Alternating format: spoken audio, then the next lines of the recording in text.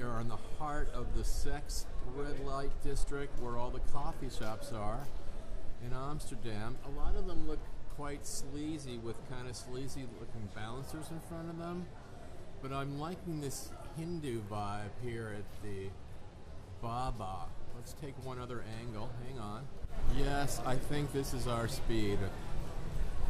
We're going to do a little Hindu stuff to celebrate the United States of America's bad karma for the Bin Laden assassination. So we're going to go, and this is the one. This is the first one in Amsterdam. Here we go. Maybe we'll give Sheba Coffee Shop a try because they advertise no alcohol. The ones with alcohol are just too sleazy for me. I'm not feeling it there. Let's try it in there and see who we can talk to if possible.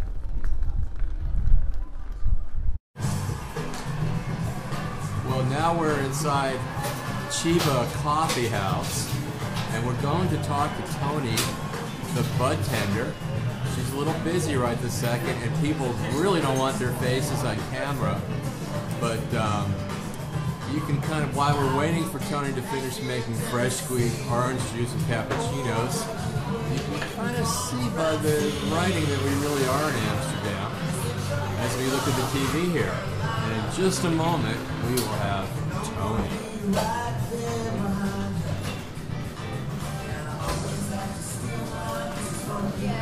Like talking about it. Yeah. Yeah, like the fact that they talk about it in Holland means that they use it less. Ah. Like, yeah, they've got one of the lowest records. Hello. I want to buy a little to smoke only marijuana smoke. Just a pipe. I presume. I've got two here. I have more in the window. Rectangular.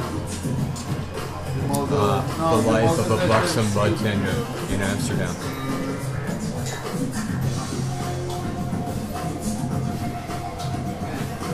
I mean, I'm against it. Okay. Do you sell the buds too here? Occasionally, yeah. Occasionally? But you keep them out of sight? Is that a rule here? You can't display them? Yeah, I think so. Okay.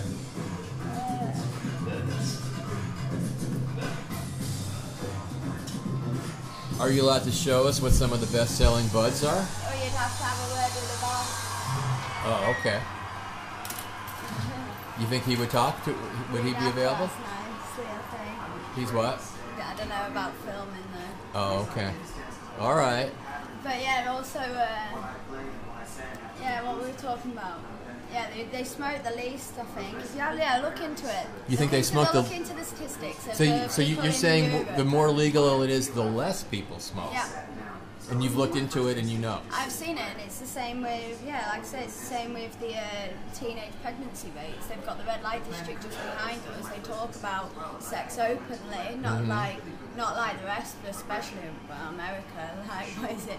Don't have sex or you get pregnant and die. And go to hell. Yeah, no, you go to hell and then you die. Yeah. Or maybe that's reversed. They talk about it here, so it's not like a big issue, you know. So they've got one of the lowest teenage pregnancy rates in the whole of Europe. Yeah. Like England is massively high, you know. So you think Holland is, or the Netherlands I think is the Netherlands is a very progressive? very smart country, very clever country. They've got, like, I would raise children in this country. I would not raise them in Holland. I would definitely not raise them in America. Well, we've just met. I mean, you're getting ahead of it just a little bit. You know what I mean? This is a smart country. It's got it clued on. Yes.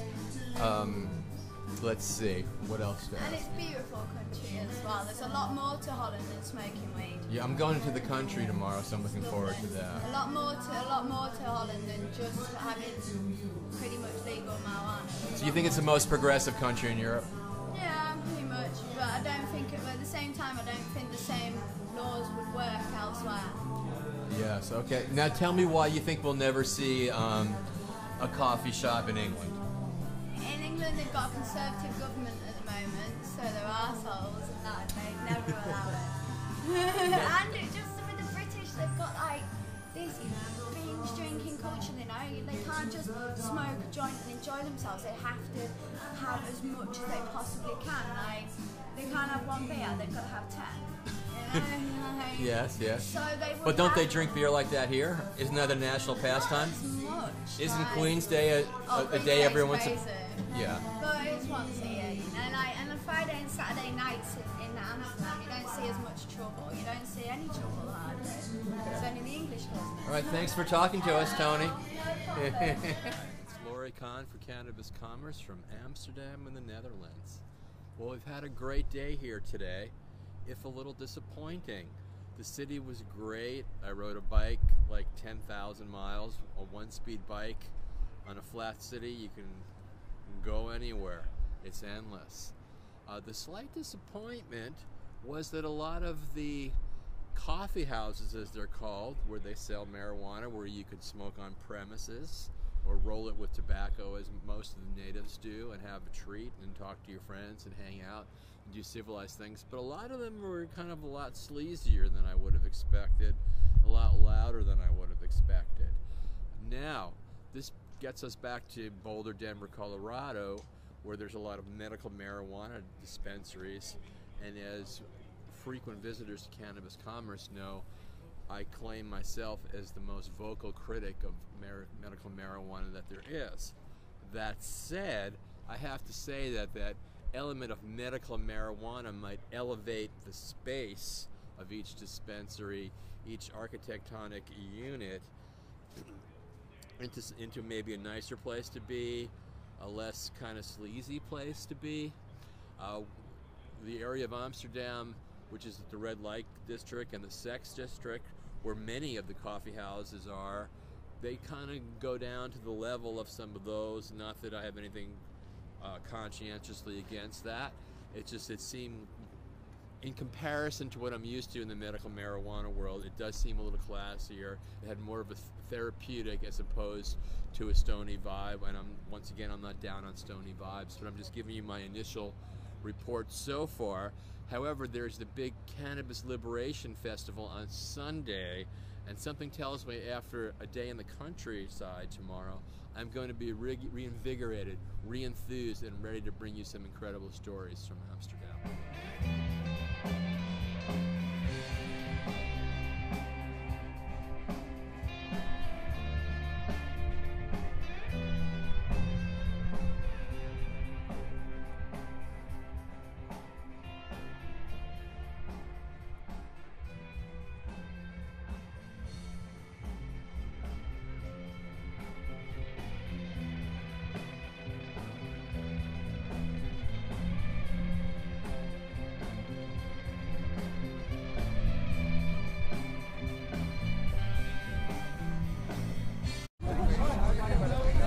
Here's a cannabis film festival in a yurt.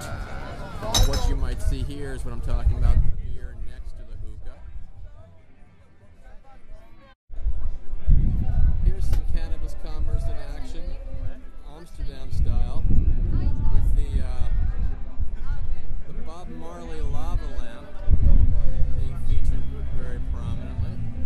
I can't say I've seen that before. I guess they're anticipating a brisk business in Bob Marley lava lamps. And why not?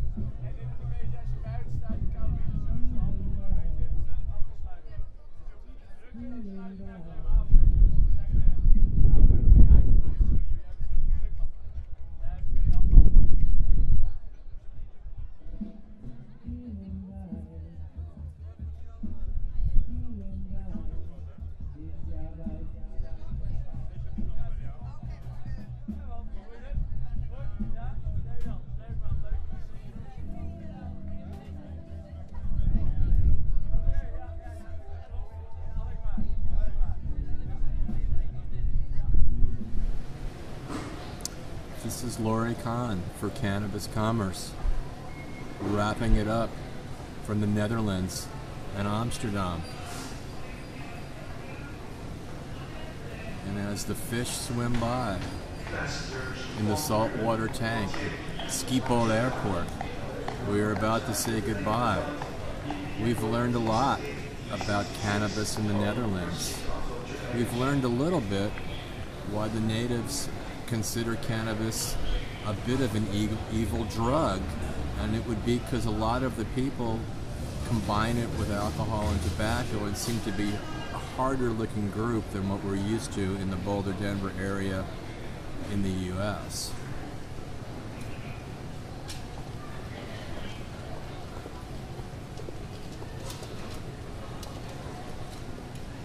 We also have seen more dedication at 420 celebrations in Boulder than we saw much more attendance there than at the Liberation Festival, Cannabis Liberation Festival in Amsterdam yesterday.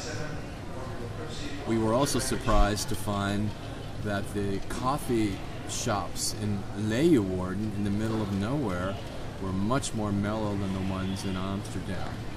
Now, if I had more time to prepare, I think I probably could have found some equally calming and mellow shops in Amsterdam.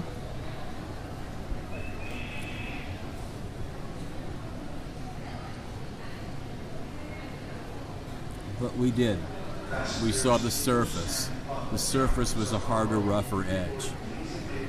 A lot of the cannabis consumers seemed a lot like football fans who are quite rabid in their dedication, but are capable of going off a little bit. I could be wrong. I don't know them personally.